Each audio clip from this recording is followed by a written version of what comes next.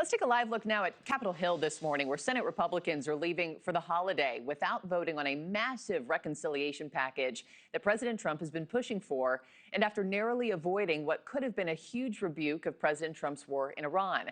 But Republicans and Democrats are dealing with infighting at a time where control of Congress and the rest of the president's term are at stake in this year's midterms. NewsNation national correspondent Alicia Nieves has more. Alicia, let's just start with this $70 billion reconciliation bill. It was on track to pass up, up until very recently. What happened here? Yeah, good morning, Mark. I mean, first, it's a huge piece of legislation that covers everything from, tax cuts to energy policy. But the big headline is the massive amount of funding that it provides for ICE and CBP. President Trump, wanted it on his desk by June 1st. But now Republicans are saying they won't return to Washington until then. And in terms of the sticking point, the main one is, that ended up tanking the vote, at least for now, was that anti-weaponization fund that was introduced this week. And we now know that nearly $1.8 billion anti-weaponization fund was the topic of pretty tense, meeting between the Senate Republicans and Acting Attorney General Todd Blanche just hours before the reconciliation vote was pulled.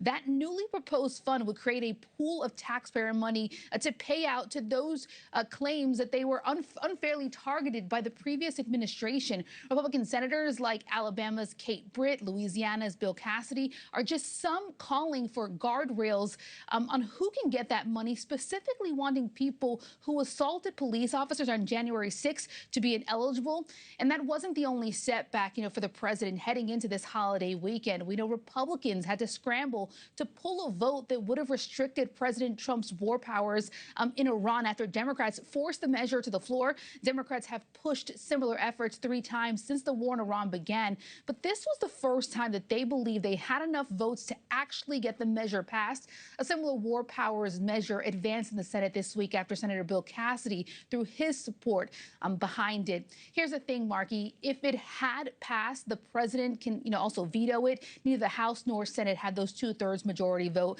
that they would need to override it. But it would be seen as a major rebuke to President Trump's war efforts and the sign of this growing infighting amongst Republicans on a wide array of issues, Markie. Yeah, we'll see where all of this heads next. And again, they're out on recess now. Congress is for Memorial Day until June 1st. So we're putting a pause on everything for right now. Republicans, by the way, not the only ones at each other's throats, Alicia. Democrats are still fighting over the 2024 election. Why? Yeah, and we're 2026 looking at midterms. Markie, Democrats are facing increasing infighting over strategy and direction after this new bombshell report came out Thursday offering kind of a post-mortem of that 2024 election. Democrats have been debating for months whether to even release this report. And now that it's out, the divide, among the party is evident, with some even calling for the head of the DNC, Ken Martin, to step down. Now, Martin has released the 2024 election report on Thursday, saying that he's not proud of the quality of the report, but made it public in the interest of transparency. He had pushed back releasing it for over a year after promising to deliver it not long after the election.